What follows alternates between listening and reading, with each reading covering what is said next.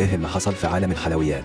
بلبن اتقفل، مش فرع ولا اتنين، ده 110 فرع ومصنع، 25,000 بني آدم مهددين بالبطالة، والشركة بتستغيث بالرئيس السيسي ورئيس مجلس الوزراء الدكتور مصطفى مدبولي.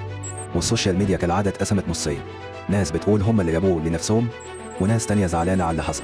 اللي بيقولوا هم اللي جابوه لنفسهم فاكرين كام موقف كده لبلبن، زي موضوع علامة وزير الحلو اللي بلبن سجلتها باسمها في السعودية عشان وزير الحلو ما يعرفش يفتح هناك بنفس الاسم، وده زعل وزير الحلو وطلع كام بوست كده على السوشيال ميديا بيقول ان ده تصرف مش اخلاقي في التجارة على حد قولهم. كمان في ناس ذكرت الاعلان بتاع بلبن اللي فيه اساءة لشركة العبد، وده اللي خلى بلبن تطلع اعتذار رسمي لشركة العبد ولعائلة الحاج احمد عبد الرحيم العبد الله يرحمه، عشان كانوا جايبين ممثل في الاعلان شكله قريب من صورة المرحوم الحاج احمد عبد الرحيم العبد. بس في كمان حاجة ضايقت ناس كتير قوي، وهو الفيديو بتاع اعلان التمر بتاع بلبن لما العامل حط التمرايه في بقه وبعدين رجع حطها تاني في الصندوق، وده منظر اثار استياء كثير من المتابعين.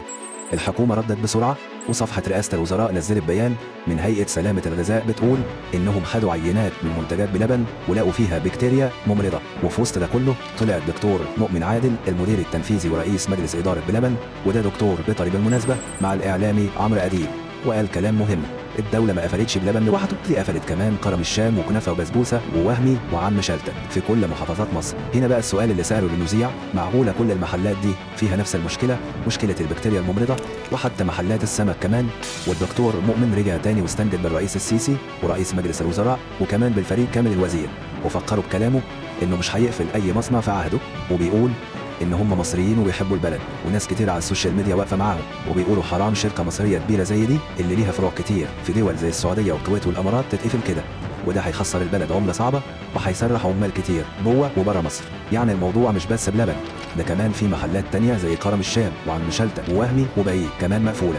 دلوقتي بقى عايزين نعرف رايكم، هل انتم شايفين ان قرار الغلق ده صح ولا غلط؟ وهل بلبن تستاهل اللي حصل ده ولا لا؟ شاركونا برأيكم في التعليقات، وما تنسوش تعملوا لايك للفيديو وتشتركوا في القناة عشان تشوفوا كل جديد.